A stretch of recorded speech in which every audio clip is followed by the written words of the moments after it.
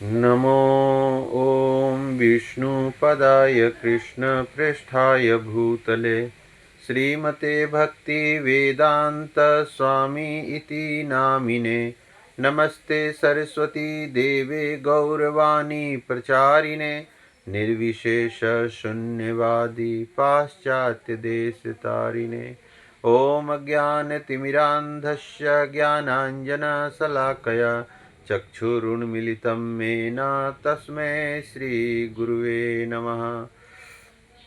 श्रीचैतन्यमनोभीष्टं स्थापितं येन भूतले स्वयं रूपः कदा मह्यं ददाति सोऽस्पदान्तिकं। वन्देऽहं श्रीगुरुः श्रीयुतपदकमलं श्रीगुरून् वैष्णवांश्च श्रीरूपं साग्रजातं सहगण रघुनाथवन्दितं तं सजीवं साद्वैतं सावधूतं परिजनसहितं श्रीकृष्ण चैतन्यदेवं श्रीराधाकृष्णपादान् सहगण ललिता श्रीविशाखान्वितांश्च। हे कृष्ण करुणा सिंधु दीनबंधु जगतपते गोपेश गोपिका कांत राधा कांत नमस्तुते। तप्त कांचन गौरांगी राधे वृंदावनेश्वरी वृषभानुसुते देवी प्रणमामि हरिप्रिये।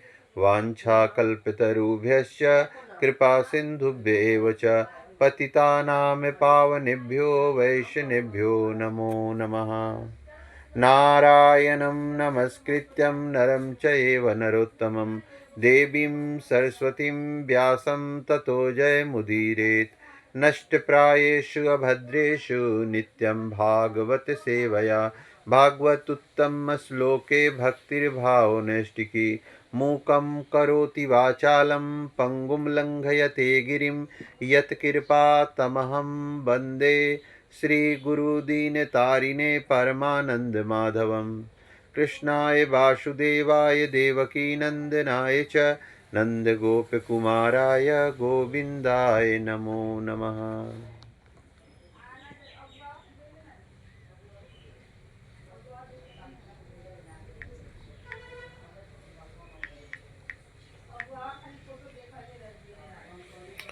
हरे कृष्ण। कं वा दयालु शरणं व्रजेम अहो वकीयं वस्तन्कालकूटं जिह्वासयापयादत्य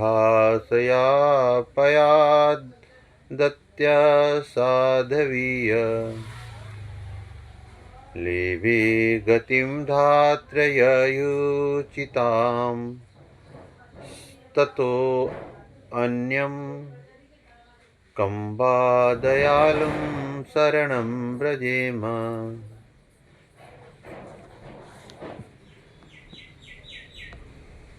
हरे कृष्ण। ये श्लोक श्रीमद्भागवतम का श्लोक है और इसमें भगवान की असीम दया का वर्णन किया गया है। यह श्लोक जो है भगवान की असीम दया असीम कृपा का उदाहरण है।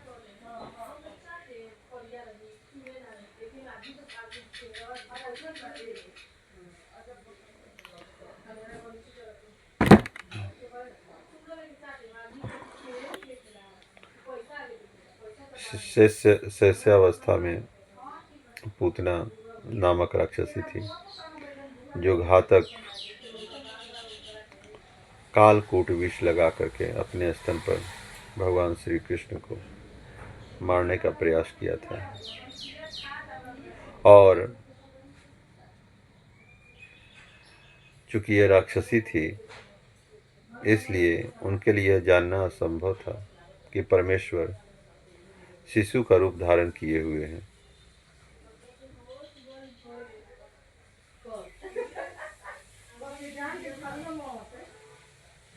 वही परम पुरुषोत्तम भगवान श्री कृष्ण हैं जो कि शिशु अवस्था में बाल अवस्था में बाल लीला कर रहे हैं, है ना। तसु लोग नहीं समझ पाते हैं, केवल भक्त्या माम भी जाना थी, तो केवल भक्ति के द्वारा ही भगवान को जाना जा सकता है। असुर राक्षस लोग नहीं समझ सकते, है ना। भगवान किसी भी रूप में आए, चाहे बाल अवस्था में रहें, वृद्धावस्था में रहें, किसी भी रूप में आए, जानवर के रूप में आए, है ना, वो भगवान ही रहते हैं, है ना। वो हर स्थिति में भगवान ही हैं। ऐसा नहीं है कि अगर मत्स्य के रूप में लिए, मछली के रूप में भगवान ने, बराह के रूप में, भगवान ने जिस रूप में लिया है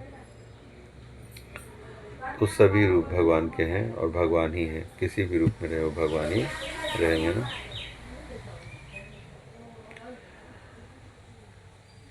कहे भगवान शिशु का रूप धारण कर सकते हैं, लेकिन उसमें कोई फर्क नहीं। वे सदा परम पुरुष ही हैं, ना। ईश्वरः परम कृष्ण सच्चिदानंद विग्रह अनादिरादिर गोविंदम सर्व कारण कारणम। भगवान हमेशा सच्चित आनंद से बने हुए सत्यचित हैं, आनंद है ना। सच्चिदानंद विग्रह है भगवान का। हर स्थिति में, चाहे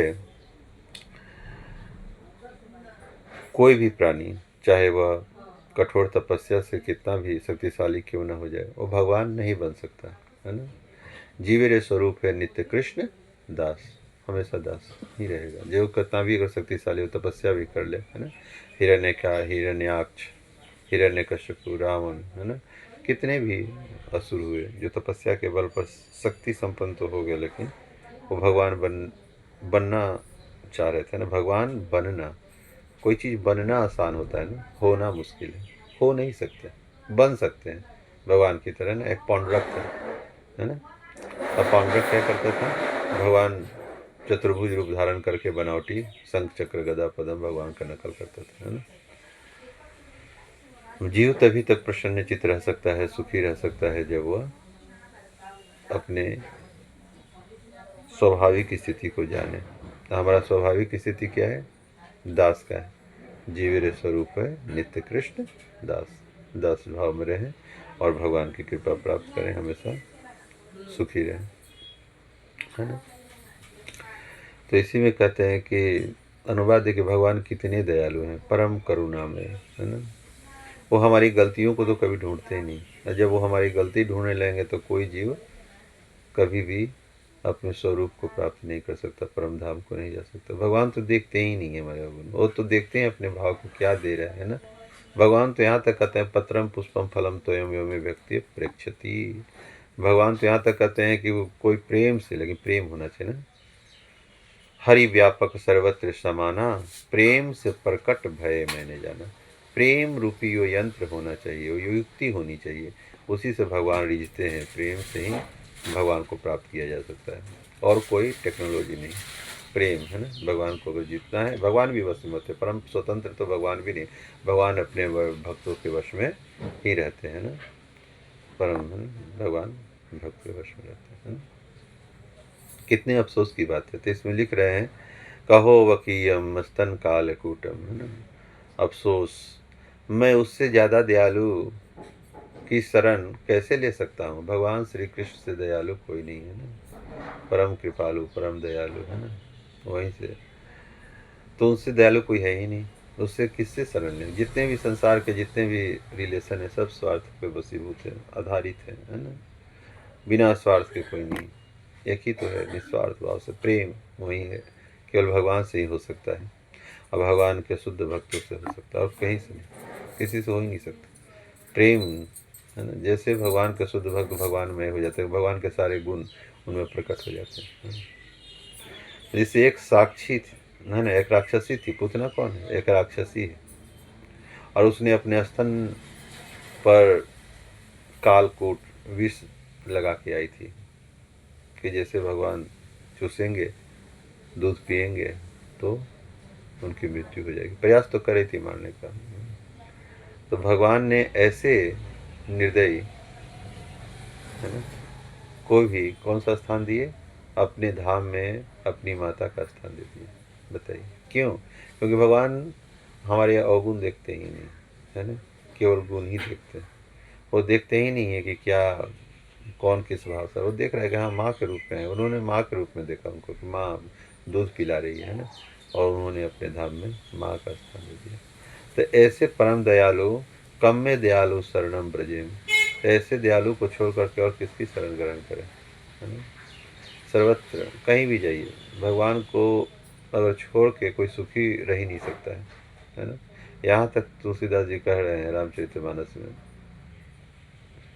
कि बालू के कण को भी गिनना आसान है, गिन सकते हैं, उन्हें अनहोनी है लेकिन गिन सकते हैं, है ना। कछुए के पीठ पर बाल आ जाए ये भी संभव है ना। बालू को टेढ़ने से तेल निकल जाए ये भी संभव है ना। लेकिन ये कभी संभव नहीं है कि भगवान को तज करके, भगवान से विमुख होकर के जीव कभी प्रसन्न रह सके, कभी प्रसन्न नहीं रह सकता, है ना। इसीलिए संत प्रवर श्री गोस्वामी तुलसीदास कहते हैं, यही जो अनुवाद है ना, भागवतम का जो अभी हम लोगों ने श्लोक पढ़ा, उसी का अनुवाद कौन लिख रहे हैं, तुलसीदास जी भी बता रहे हैं, है ना, श्री रामचरितमानस में। गई मारण पूतना कूच काल कूट लगाए, मातु की गति ताहे दीन्हा, कृपालु यादव राय। तो कृपालु यादव राय कौन है, श्री कृष्ण है, उन्होंने माता की गति दे दी, है ना। भागवतम और भगवत गीता, है ना, दोनों में कभी कभी कंफ्यूजन होता है, बहुत लोगों को होता है ना। भागवतम, भागवत का मतलब होता है भक्त, अब भगवत का मतलब होता है भगवान। तो भगवत गीता भगवान के द्वारा बोली गई वाणी है ना, भगवान ने जो बताया, जो ज्ञान दिया अर्जुन को, वो भगवत भगवान के द्वारा बोली गई, बोला गया, गाया गया गीत है वो, है ना, भगवत गीता ना। भगवान के विषय में भगवत कथा, यानी कि भगवत कथा भगवान की कथा। अब भागवत कथा यानी कि भक्तों के, भगवान के शुद्ध भक्तों की कथा है उसमें, है ना। तो श्रीमद् भागवतम, भागवतम में भक्तों की कथा है ना। और देखिए भगवान भागवत रूपी जो सागर है, जब भगवान इस धराधाम पे अपने लीला का संवर्धन करने लगे, छोड़ करके जाने लगे, तब रोते हुए उद्धव जी, जो उनके भाई हैं, परम सखा हैं, मित्र हैं, है ना, उनके पास जाते हैं, उनके चरणों में गिर जाते हैं ना, रोने लगते हैं, आप हमें छोड़ के न जाइए, आप चले जाएंगे तो हम लोग, भक्तों का प्राणी भगवान होते हैं ना, और कोई नहीं। भगवान उनके हृदय में नित्य बसते रहते हैं ना, नाम रूप गुण लीला हमेशा चलते रहता है भगवान उनके हृदय में, हमेशा स्मरण, एक क्षण के लिए विस्मृति नहीं होती, है ना, शुद्ध भक्तों में।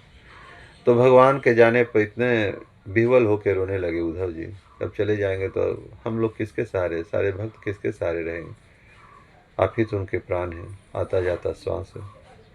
तो भगवान ने कहा कि उद्धव, ईश्वर में ना तो गोलोक जा रहा हूँ और ना तो वैकुंठ धाम जा रहा हूँ, और ना तो मैं क्षीर सागर ही जा रहा हूँ। ईश्वर थोड़ा प्लानिंग में चेंजिंग है।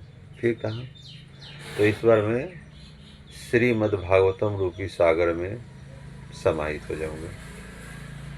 वो मेरी वांग्मय मूर्ति है, भागवतम का दर्शन करोगे, स्पर्श करोगे और सुनोगे, पढ़ोगे तो मेरे दर्शन होते रहेंगे, है ना।